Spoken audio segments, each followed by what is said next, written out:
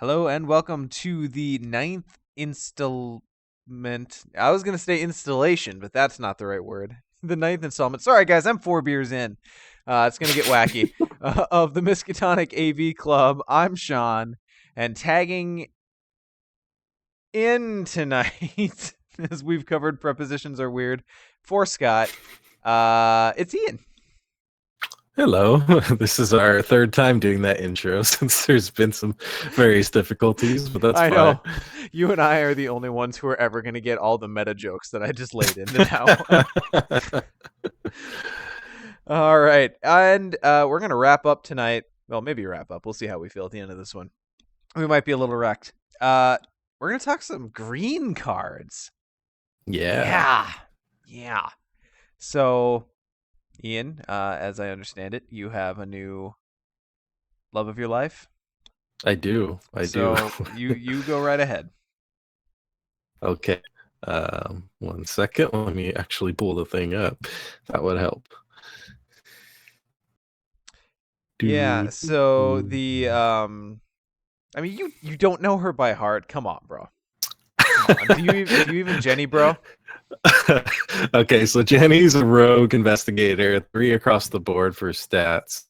And then her ability, she basically gathers an extra resource when you're gathering resources per usual.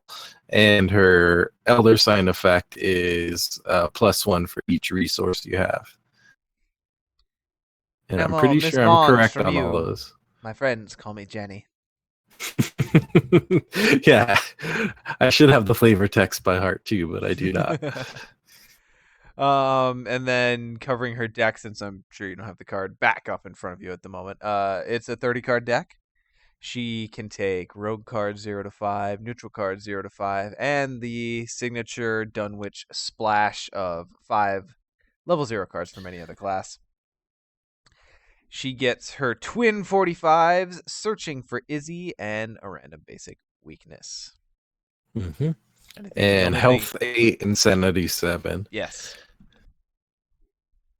Which is interesting, pretty even for the most part. Yeah, which I find is often a pretty... I like the ones that are kind of tight like that. Because they're usually... I don't know. You don't have a weakness in that case, and the weakness can be a liability. Yeah, I think being lopsided in either direction can hurt. Generally, the balance is kind of the best for those particular stats, I think. Mm-hmm. Agree. All right, so she gets her twin 45s, which are a perfect fit. That they are. So they're the signature asset. X cost. 2 agility pips and a wild skill pip. Item weapon firearm traded. Jenny Barnes deck only, of course. And you uses, we haven't decided which yet, X ammo. And then action, spend 1 ammo. Fight, you get +2 combat for this attack.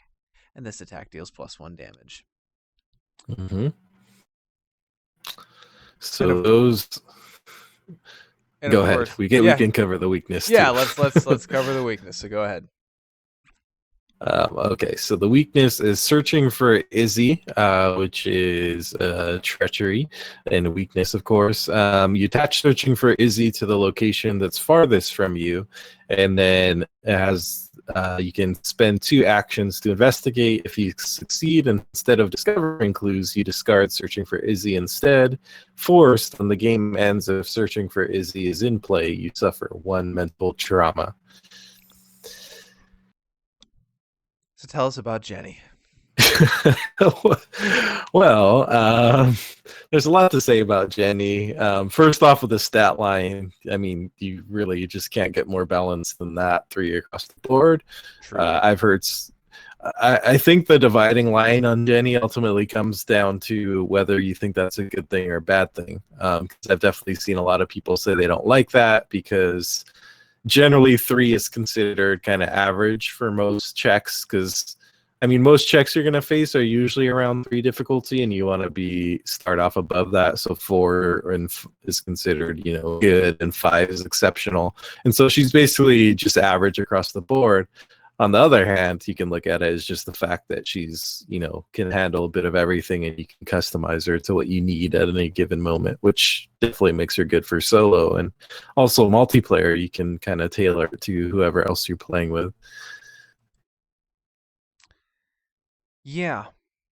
Yeah, because there are a few tests where you feel good sitting at 3. Like 3 is what I'm at for this test. So yeah, Yeah. I do think that is a dividing line, but it turns out, there are a fair few ways. Sorry, again, 4 beers. There are a fair few ways to get those numbers higher. And God, her freaking ability. I still just like I look at that and I compare it to someone like Zoe, where like it's also a resource generating ability, and it's like Jenny just gets those. Yeah, she doesn't have to do anything. Just gets it. Like I know someone would argue that Zoe's resource generating ability is not limited. You could potentially engage multiple enemies per turn and be getting extra resources, but if we're being realistic, that is not an every turn occurrence. So like Yeah. Jenny's ability is just straight up better than Zoe's. Yeah, Bold but true. it's the consistency thing, which consistency is usually always going to win versus maybe with Zoe you get a burst now and then that'll be more than Jenny, but most of the time you're going to pick that consistency, and it plays into Jenny's one of the investigators where I do tend to run those talents where you pump money into it to boost your stats, because that just goes along with their ability and helps you kind of bump those average stats up to where they need to be. Agree. I think probably one of her best splashes is what is it? Arcane Studies. Mm-hmm. Because Yeah. she can take Hard Knocks, which covers combat and agility. So then the other 2 skills she needs are intellect and willpower. And hey, guess what gives you that? Yep. So yeah, I agree though. She's one of the few where I throw that in, no hesitation, because I know I'm gonna have the money for it. Yeah. And then from there you can kind of customize what else you want to do. Like I tend to go really money hungry with Jenny Barnes, so the solo build I usually use with her is with Dr. Milan in there to get even more resources. Oh, and good then it's Lord. also because it bumps her intellect up to 4, which is much better place to be. And then then you're just really rolling in resources at that point. Okay, so talking quickly then about, because that leads straight up into her 45s, like the fact that she is able to just spend any number of resources to give this thing ammo. Just like it balances it a little bit because you have to build for a little bit before that's a really effective number, but still, like even if you're throwing 4 or 5 down on this thing, that's perfectly acceptable. Yeah, definitely. It doesn't have to be. I agree. It doesn't have to be a huge amount. I've even done it with like it's getting towards the end of the game. I happen to draw it and I'll throw down like 3 onto it because that's what I happen to have, and that should be good enough. What's the most you've done? Come on. I want to say like 9 or 10. Oh, okay. Something like that. I was expecting Yeah. higher. But I'm usually spending at a on certain point, it just gets ridiculous. Like how many fight tests are you going to have in a solo game? Yeah. Usually a lot of her resources are getting burned by those talents and whatnot. But I mean, when you can use them, those guns are really effective compared to a lot of the other firearms and weapons in general. And the downside is that they take 2 hands, but again, you don't necessarily need to take up a lot of hand slots with Jenny if you are kind of running that talent heavy approach where you're using those things to boost your stats instead, or allies, or whatever the case may be. Agree. God, they're so good. They're so good. And I'd say the worst part. Balanced. They are, yeah. I mean, you have to pay for them. You have to decide how much resources you're going to devote to it, and the double hand slot maybe can hurt you if you need those hands for something else. Mm-hmm. I'd say the worst part of the whole Jenny Barnes experience is actually that weakness. I think it's one of the worst weaknesses. Potentially scenario dependent, because there's some scenarios where maybe the map is smaller, so you're able to put it somewhere where you can easily get to it, or some scenario specific mechanics that might help you out. But a lot of times that's going to pop up, especially towards the end of the game, and you just say that's a mental trauma. You're not going to bother. So we were talking about these task traded weaknesses that Mm-hmm. basically make you complete it's like a side objective, right? Yeah. Yeah, it is bad. I feel like suffering the mental trauma is not as, and I'm pretty sure we've talked about this on the podcast proper, but it's not as bad for Jenny with that, 7 sanity is not nothing. You can probably take a couple mental trauma during a campaign and still be pretty okay. Yeah. Which I actually have so far. Things have not gone as well for Jenny of late, and so she's picked up 2 mental trauma through various events, which I won't spoiler too much. But then I was kind of bummed about that. I'm like, well, she's basically rolling now because she has 5 sanity. So a mentally damaged Jenny is equal to rolling, apparently. But the other thing that's nice about Jenny having this specifically is that she's got Infaction. She doesn't have to use Splash to get elusive, because good goddamn, that card can save you so many move actions to either get to this, to get to it, or if you get to it and you want to zap back to some important location, then just boom. That card can save you easily 4 or 5 move actions. Oh, for sure. So there is that. But yeah, it's not great. And with these task weaknesses, it's a lot about when it hits you. It's really a lot about when it hits you. If it comes out early game, it's like almost no thing. Yeah, sure, I'll make it over to that location at some point. Yeah, what you're gonna go to anyway if it's at the end of the map or whatever. Mm-hmm. But yeah, late game, ooh, that creates some interesting decision points. Mm-hmm. So yeah, I don't know. I like Jenny. She's probably the Dunwich investigator I've played with least, though the couple of campaigns that I've run her through, she's been enjoyable.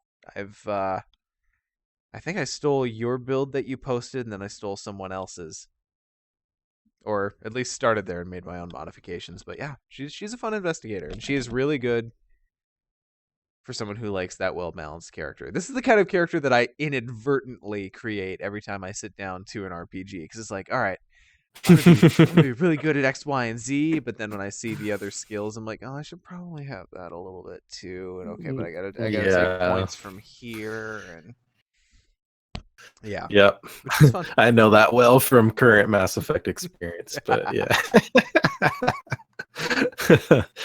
Don't tempt me, Frodo. This will turn into a Mass Effect podcast in a second. Yeah, that's a slippery slope. It could easily happen. And I feel I've been playing a pretty straight ahead Jenny build, so it'd be interesting to explore some other space, because you could also just look into maybe trying to get out a bunch of really expensive assets and go that approach instead of focusing more on talents. I don't know. I think there's some space there to explore. Yeah, we were talking about it with Jim, where it's interesting that there are certain investigators where like their ability asks or even requires that you build around it. Mm-hmm. I'd put Agnes in that category. It just asks you to build around that damage thing. But someone like Jim is just kind of this passive, basically effect on overall probability. And Jenny, like, she doesn't have a specific build. Obviously, she's probably got, really good cards in our current pool, but that's just because our current pool is our current pool. Like, her investigator card asks basically no requirements of her deck. She's going to have a lot of variation as this card pool grows. Yeah, definitely. And I guess looking ahead a couple of packs, which isn't out of the question since it's already out. We just haven't reviewed it yet, but charisma is definitely a good grab for her later because she can pay for expensive allies and then just go to town. Everyone needs to bring their own boxes of tissues to when we talk about charisma.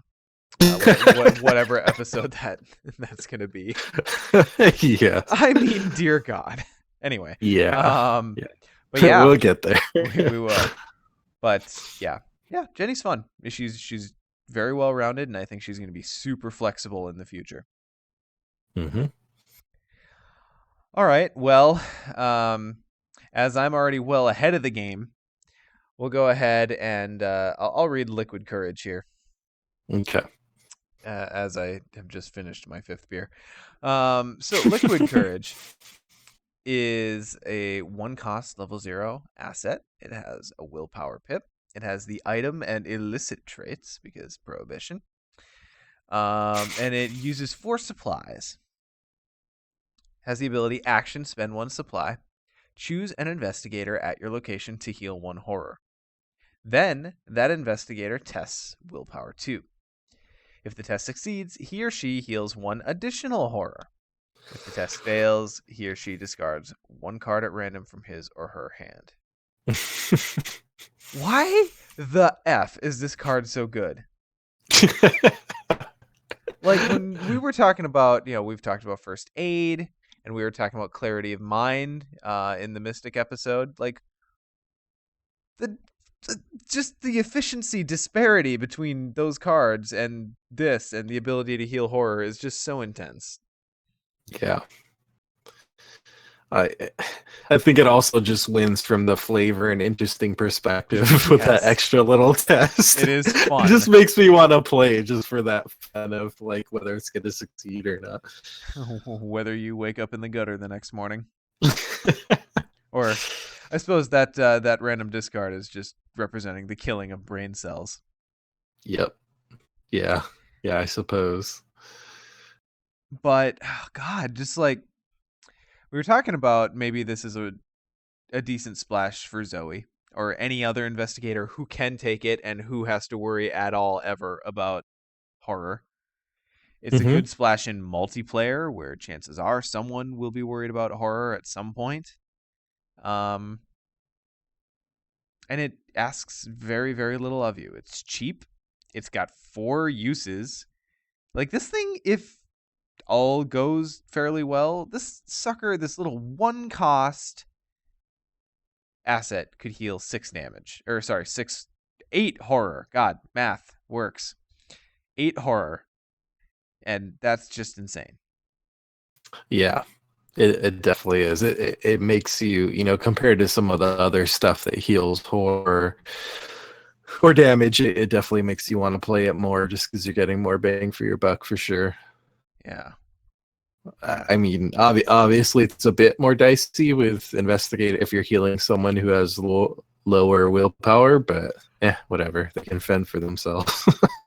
Like, yeah, I mean, and I suppose at the end of the day, your ability to heal lots of horror will vary depending on your investigator. There's some investigators who just don't care. And then there are some like Roland who, God, if this were only a Guardian card, almost all of Roland's problems would be solved. Who knew that was the key to all his problems? Just drinking them away. You know what's really funny is I was just watching Who Framed Roger Rabbit tonight, and Bob Hoskins' character in that reminds me of like Roland if he just let it go and started drinking. So yeah, if he got a hold of Liquid Courage. Yeah. And just started failing those willpower tests.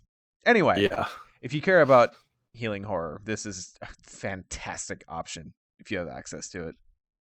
Yeah, definitely. And I definitely have looked at it as a splash in some of the other Dunwich Gators. So, so Ian, I don't know how much money you have on you, but you might need to fork over a little consideration for this help. Would you be so kind as to read Hired Muscle? Sure. Tonight's the night. I was wondering where you were going with that. No, I'm sorry. Scott and I, tonight is the night of terrible, terrible segues. So Okay. I'm just trying to continue, just trying to keep the flame alive. I'm on board now. Okay, so hired muscle is a ally, and has the ally in criminal traits. Cost one experience, gives you a combat icon. Health of 3, sanity of 1, gives you +1 combat. The kicker is forced at the end of the upkeep phase. You must either pay 1 resource or discard hired muscle. So he's the Arkham Dwarven Sellsword for you Lord of the Rings fans Damn out it! I there. just finished my drink. I can't. Yeah. So that said, I have to be honest. I have never spent experience on this guy. I have not either. He's like one that I like in theory. He falls into that like good in theory, but I always end up picking other stuff over him category, especially being an ally. Like, I mean, the cost efficiency is great if you just look at it like one cost. That's the cheapest ally other than the Stray Cat, I believe, is the only other one cost. Mm-hmm. I could be wrong, but off the top of my head, and giving you that +1 combat, but Oh, then you do have Arcade to. Initiate, but yeah, Oh, that, yeah. she's got another cost too. So Yeah, the hidden cost. And this one also has the hidden or not so hidden cost of you have to keep paying to maintain it. I mean, if you're using Jenny, then you're basically giving up her extra resource each turn to have +1 combat, if you want to look at it that way. You're exchanging her special ability for +1 combat, and I don't know about that.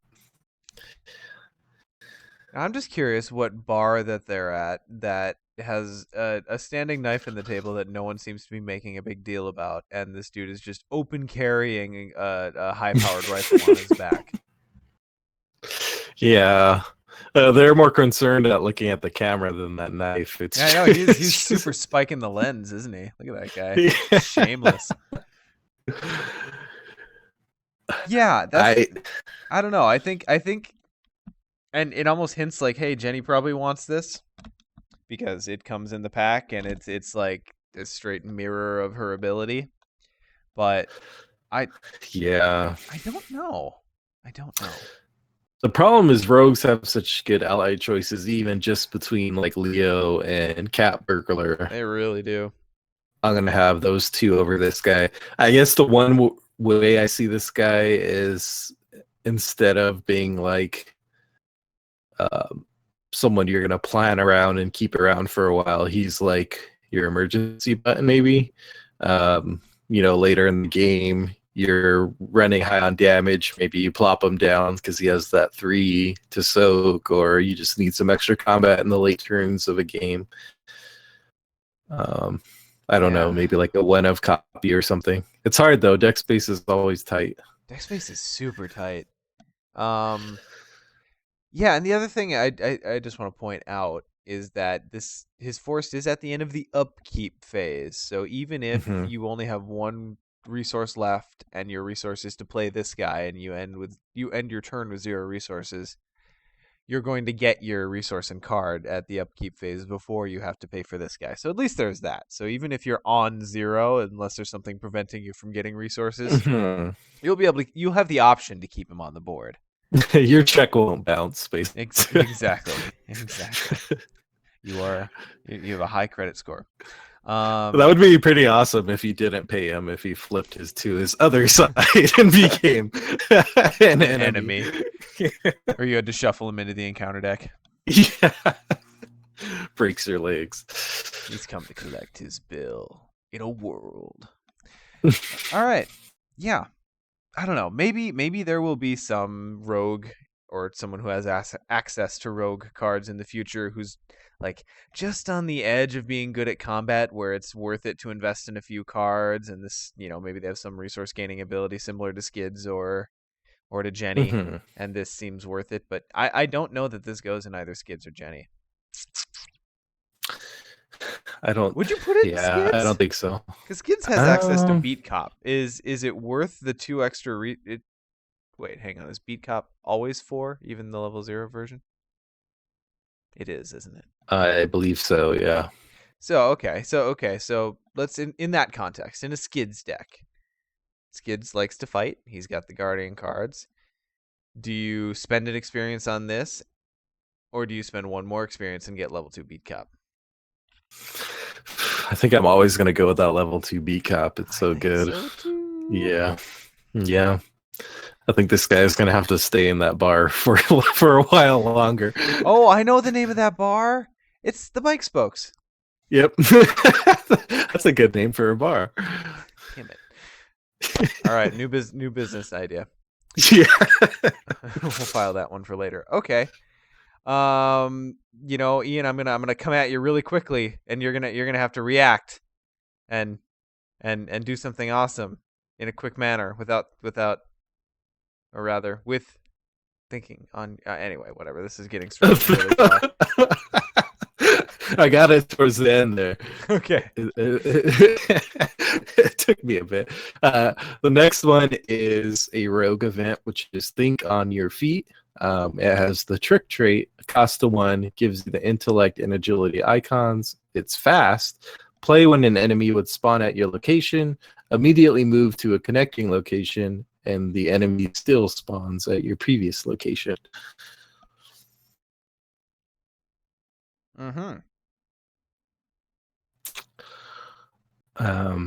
This is definitely one I like. Not necessarily an auto include because that might depend on your build, but I found myself including it more often than not. Just as I think especially playing solo, like you never know what's going to get thrown at you. There's times when stuff spawns when you really can't afford it and there's no one else to help you, and so this really comes in handy there. Multiplayer might depend on what role I'm playing a little more. So, end of the day, what this essentially gets you, since it doesn't require a test, you're always okay to do this, and it also says, it doesn't say non-elite. That's key. Yeah. So this essentially gets you a free evade and a free move for the cost of a resource and the fact that you included it in your deck. It seems kind of okay. Like I feel like there's a good argument for at least a one of in most rogue builds. I mean, unless I suppose if you're going like hardcore skids, like I kill enemies and you don't care about the fact that one just spawned at your location. But I don't know, it's still a nice option to have. Like, yeah, it's a free move action. There are cards that we are going to talk about that are literally just, hey, take a free move action. This one's just it's got a little bit of an extra thing that has to happen first. Yeah, I've definitely used it just as a free move action, like an enemy spawned, and I was fine with that. I could have dealt with it, but I wanted to move, so I just used that opportunity to just like dodge out of the way into the next location and take advantage of that. The fast keyword, free, anything that involves free moves is good in my book, as long as the price is right, which this is at 1. And there's been times when like I've been engaged with one enemy in solo play and I spawn another one. I'm like, nope, I will play this. The other one is still going to come with me, but that's fine. I'd rather deal with one at a time than getting stacked with 2. Yeah. And it's got 2 pips. So it's at least a little bit more flexible in that way. I think it's a solid card. I don't know that it goes in every deck, but I feel like it could go in any deck. Yeah, it's definitely worth considering. Rogue is building up a lot of these events that are like, you can take 2, but sometimes it's good to have a toolbox and take like a one of a few of these and kind of take that approach of versatility over the consistency. Yeah. Which I appreciate. I like toolbox decks. They're fun, especially when they work. Because often they don't. Yeah, that makes everything seem better. All right, guys, we're going double or nothing on this next card. So double or nothing is a rogue skill card. It has 1 wild pip. It has the fortune trait, so this is a no-no for Rex. We had talked about Rex. Sorry, spoiler alert. Max 1 committed per skill test. Double the difficulty of this skill test. If this test is successful, resolve the effects of the successful test twice. So, completely separated from what I think about this card, I love the design. Yes. It's Yeah. wonderful for the rogue class specifically to get this super like straight up. It's not an analogy. You are actually going double or nothing on this skill. Yeah. This is like a rogue card to the bone. So I feel like regardless of how many times I actually play this, which I don't think I've actually played it yet, I usually always include one in my deck so far. Okay. Because it's like I can't, if I leave it out, I will have to turn in my rogue membership card. Yeah. So you've never actually been able to play it yet? Not yet. I've thought about it a few times, and I just haven't found that moment to play it yet. See, my Jenny builds are the only ones where I've ever actually played it. I've not yet played it in skids.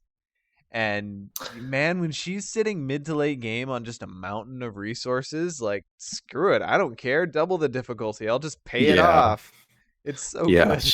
She's definitely well suited to do that because she can just pump up to like 11, 12 skill tests. It's like whatever. Stupid levels of skill power. It's kind of silly, but also really fun. Yeah, there's definitely been instances where I wanted it, where it was a good setup, and I just didn't have it in hand because I usually am running like the one of copies. So yeah, I also still want to.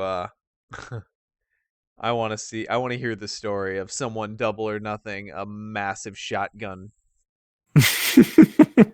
and just doing like, what was the max you could do? I suppose 10 damage, with absent other effects. yeah. I was tempted to make a go of it at one point with it was the Zoe? experiment in Dunwich Legacy and Zoe. Yeah, man, I was like, I'll just take the conventional approach, which I did, and ended up killing it. But part of me is sad not to take that risk. And you're playing the wrong class, bro. Yeah, I'm too cautious. But yeah, I don't know. It's really cool, and I think I don't know. Can this card be broken in the future? You think?